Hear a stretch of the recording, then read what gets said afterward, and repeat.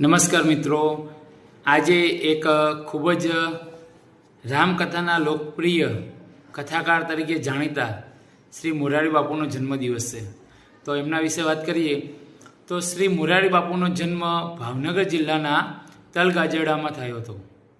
તેમણે મહુવામાં માધ્યમિક શિક્ષણ મેળવ્યું અને પછી તે શિક્ષક તાલીમ કોલેજમાં જોડાયા અને 1966માં તેઓ મહુવામાં સ્કૂલમાં શિક્ષક તરીકે જોડાયા.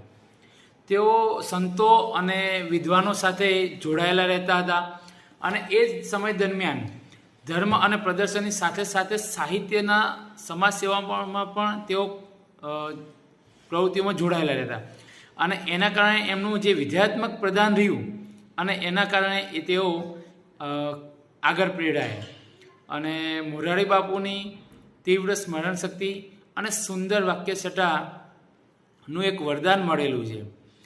તેમણે 900થી વધારે કથા પારાયણ કરેલા છે. તેમના કથા પારાયણમાં મુખ્ય વિષય રામચરિત માનસ છે. એના સિવાય રામ ભક્તિ, વાત કરીએ તો વાલ્મીકી પારાયણ, મહાભારત આદિ કાવ્યો અને સ્મૃતિ ગ્રંથો વગેરેની એની અંદર સમાવેશ થયેલો હોય છે. પણ મુખ્ય એમનું રામચરિત માનસ છે. મોરારી બાપુ છે તેઓ અર્વાચીન અને મધ્યકાલીન ગુજરાતી સાહિત્યના અભ્યાસી અને મર્મજ્ઞ છે. આ સિવાય વાત કરીએ તો જ્યારે મોરારી બાપુનું કથા ચાલતી હોય તો તેઓ પોતાના કથાની સાથે પ્રવચનોમાં જે સુંદર કાવ્ય પંક્તિઓની રજૂઆત કરી અને પોતાના શ્રોતાઓને મંત્રમુગ્ધ કરી દે છે. એવા એમની વાક્યછટા રહેલી છે. આ સિવાય વાત કરીએ તો મોરારી બાપુ ઘણી વખત કહે છે કે આપણે જીવનની અંદર જે વસ્તુને ઈચ્છતા નથી એના વિચાર પણ આપણે કરવા જોઈએ નહીં, કારણ કે હંમેશા આપણે પોઝિટિવ વિચારવાનું છે. એવી એમની વાત છે કે નેગેટિવ વિચાર તમે લાવશો જ નહીં જો તમારે એ જોઈતો જ નથી. આપણે જે વસ્તુને ઈચ્છવું જ નથી તો એને વિચાર કરીને શું મતલબ છે. એમની એ સુંદર વાક્ય મને ખૂબ જ પસંદ છે, એટલા માટે એની વાત કરી છે. એના સિવાય નરસિંહ મહેતા એવોર્ડ જે મોરારી બાપુ એમના દ્વારા સ્થપાયેલા ટ્રસ્ટ છે એના દ્વારા આપવામાં આવે છે, જેમાં 151,000 રૂપિયાનું પુરસ્કાર છે.